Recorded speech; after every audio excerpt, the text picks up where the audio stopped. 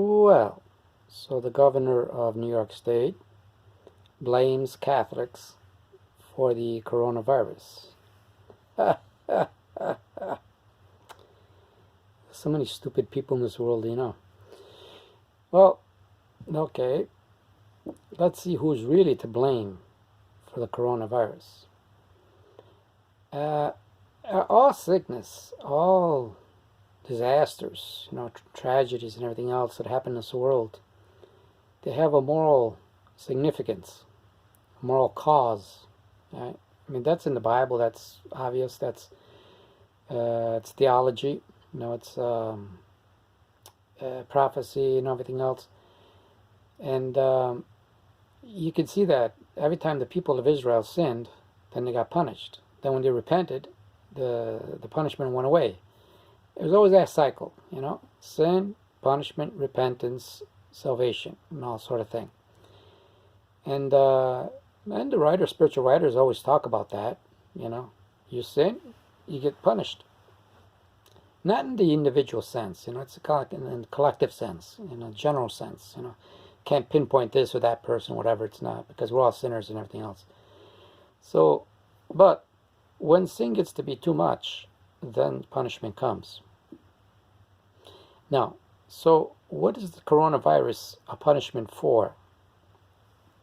For immorality, And the biggest sins we have in society, the biggest one is abortion. Okay, that'll bring on any kind of bad punishment on people and society and all that. And other sins, stealing and dishonesty and corruption and homosexuality and all that sort of thing. Everything that's condemned by the Bible will bring on punishment. Now, okay, let's look at this governor of New York. All right, he himself is a big scandalous sinner. Okay, because he claims to be a Catholic, right?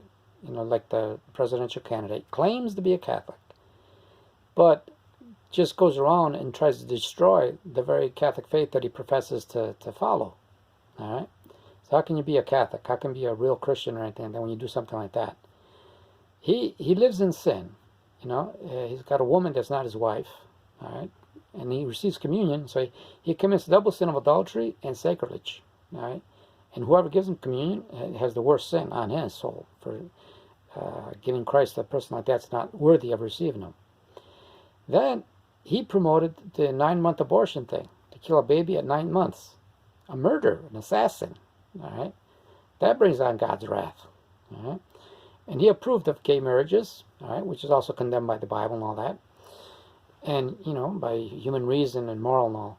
So these kind of things is what brings on the punishment. Not the Catholics. Catholics go and pray. They take away the punishment. So he is responsible. He himself, the governor, is responsible for the coronavirus because of his sins and his actions and all that. And the second thing is GMOs. Okay, in order for you to resist any kind of disease, you need a good, strong immunological system. That's what cures you and saves. The best thing for you in a virus situation is to have a good, strong immunological system. Drugs don't help you because they don't cure anything. They just combat the effects. So people eating GMOs with no nutritional value, junk stuff and all that, created in laboratories and all, that's not going to cure you. That's going to give you a strong immunological system. So GMOs are the cause of the coronavirus. All right? Now, I'm going to make a challenge. I'm going to prove what I say. Okay, Governor? I'm talking directly to you.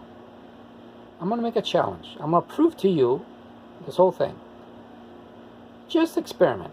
Just for 10 to 20 days. Experiment.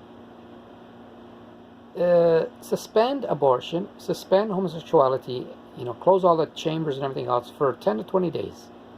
And then, over my dead body, see if this virus doesn't disappear on the spot. All right? That's my challenge to you. I'll prove it to you. All right? Try it. You'll see what happens. All right?